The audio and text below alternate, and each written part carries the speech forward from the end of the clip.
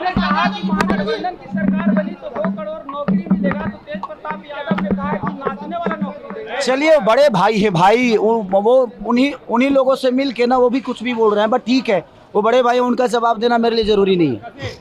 Sir, Pawan Singh लगातार आप पे सर तंज कस रहे हैं। पहले उन्होंने ये तंज कसा और अब निरहुआ भी बीच नहीं हट रहे, कह रहे हैं कि रवि किशन जी ने आईफा जीता है, आप उनको कहिए कि आईफा वो जीतेंगे। ग्रेजुएशन किया है उन्होंने ग्रेजुएशन किया है, उनसे पूछिए। देखिए, एक बात बताएं, मैं गरीब का बेटा हूं, मेरे पास औकात नहीं थी कि मैं ग्रेजुएशन कर सकूं। वो अमीर के बेटा थे, वो तो पीएचडी भी कर सकते हैं। मैं गरीब से पैदा हुआ हूं, और मैं आप सबको बता दूं ना कि एनडीए के सारे नेताओं को मैं 4 दिन के अंदर पागल घोषित कर दूंगा। इनका भाषा नहीं देख रहे हैं, रेत उकार पे आ गए हैं खेसारी को बोलने के लिए। मैं इनको रेत उकार नहीं करूंगा, क्योंकि मैं संस्कारिक बेटा हूं और संस्कारिक माँ बाप का बेटा हूं, तो मेरे अंदर कभी शालीनता ऐसी नहीं होगी। दिनेश लाल यादव निरहुआ आपको कह रहे हैं कि कोई ऐसा सगा नहीं जिसको खेसारी ने ठगा नहीं, क्या ठगे हैं आप? अब पता नहीं, उन्हीं से पूछिएगा कि उनको कितना ठगा हूं मैं। सगा वो पूरे बिहार को ठगे हैं वो लोग, और मैं आज बात कर रहा हूं तो उनको बुरा लग रहा है, बट ठीक है, मैं रोजी रोजगार की बात कर रहा हूं, वो धर्म की बातें कर रहे हैं। मैं धर्म विरोधी कभी ना था, ना हूं, ना कभी रहूंगा।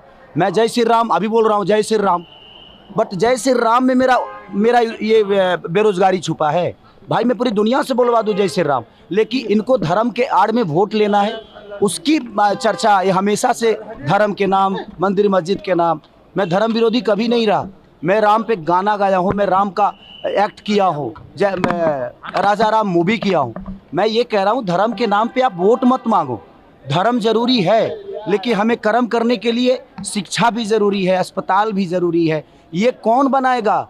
ये इसके लिए का दूसरे को वोट देंगे? हम सब आपको वोट दिए हैं हर चीज़ करने के लिए, तो आप हर चीज़ पे बात करो ना। आप रोजी रोजगार पे बात करते नहीं, आप सिर्फ मंदिर मस्जिद पे बात करते हो। ये मुद्दे को भटकाते हैं दूसरी तरफ, हर बार जंगल राज की बात करते हैं। आज जो बच्चे शिक्षा से दूर हैं वो 20 साल के बच्चे हैं, और 20 साल से किसकी सरकार है? मानिए हमारे चाचा नीतीश कुमार जी की।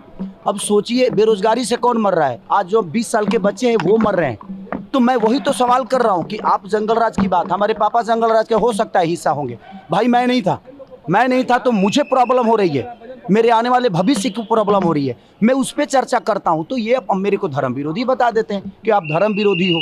मेरा हमेशा से यही रहा है कि भाई, अगर मैं आज माइक के सामने आप सबको बोल रहा हूँ कि आज पूरे एनडीए के नेता और ये स्टार प्रचारक जो 4 हमारे बड़े भाई हैं, ये प्रेस कॉन्फ्रेंस करें और कह दें कि कल से फैक्ट्री का शिलान्यास यहाँ पे होगा, कल से बेहतर कॉलेज बनेगा, शिलान्यास होगा।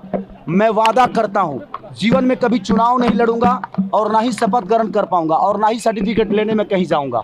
और आजीवन अगर मेरे सर्टिफिकेट लेने में ही इनका छुपा हुआ है बेरोजगारी छुपा हुआ है, ये मुझे दोषी बना रहे हैं बेमतलब का, ये मुझे टारगेट कर रहे हैं। भाई, मुझे टारगेट मत करो। बिहार बेरोजगारी से डूब रहा है, शिक्षा से दूर है, अस्पताल से दूर है, उस पर बात करो ना आप। सर, एक आखिरी सवाल रहेगा सर कि क्या लग रहा है, हम लगातार प्रचार में जा रहे हैं, महागठबंधन की सरकार बनने जा रही है बिहार में? आपको नहीं लग रहा है? मैं तो पहले चरण में 100 में 100 हैं हम ही, बाकी कोई नहीं है। और आप देखिएगा, खेसारी के आने के बाद सरकार बदलेगी। आप भाषा इनकी नहीं देख रहे हैं, किस हिसाब से बोल रहे हैं। अब ये रेत उकार पे आ गए। आप बड़े हैं, लेकिन भाषा का मर्यादा आपको होना चाहिए। तो मुझे लगता है कि ये सारे के सारे बौखलाए हुए हैं, ये पार्टी के हैं। सच पूछिए तो मैं तेजस्वी जी का छोटा भाई हूँ, और हमेशा से उनका प्यार आशीर्वाद हमें मिला है। निरहुआ कह रहे हैं कि आपका नाम खेसारी लाल यादव नहीं, अहंकारी लाल यादव होना है। चलिए, वो कुछ भी, मैं क्या बोला कि उनकी भाषा की गरिमा देखिए, क्यों बड़े भाई होकर और किस भाषा का इस्तेमाल कर रहे हैं। इसका मतलब नहीं लग रहा है। मैं क्या बोला, 4 दिन के अंदर इस सारों को पागल कर दूंगा, मैं सबको पागल घोषित करवा दूंगा। कोई बात नहीं, शायद मुसलमान हमारे देश के हिस्सा नहीं है, और अगर बेहतर बिहार के लिए मैं बात करता हूं तो यदमुल्ला हूं, तो मुझे मंजूर है यदमुल्ला होना। अगर शिक्षा की बात करता हूं और पलायन रोकने की बात करता हूं और ये मुझे यदमुल्ला कहते हैं, मुझे मंजूर है यदमुल्ला होना। मुझे कोई फ़र्क नहीं पड़ता कि मैं यदमुल्ला हूं कि मैं क्या हूं। आप बिहार को बेरोजगारी से दूर कर दो, बिहार के बच्चों को बेहतर शिक्षा दे दो, बिहार के बच्चों को बेहतर पलायन रोकने की बात कर दो, उनको अपने घर में रोक दो, अपने माँ बाप के साथ रहने पे मजबूर करो।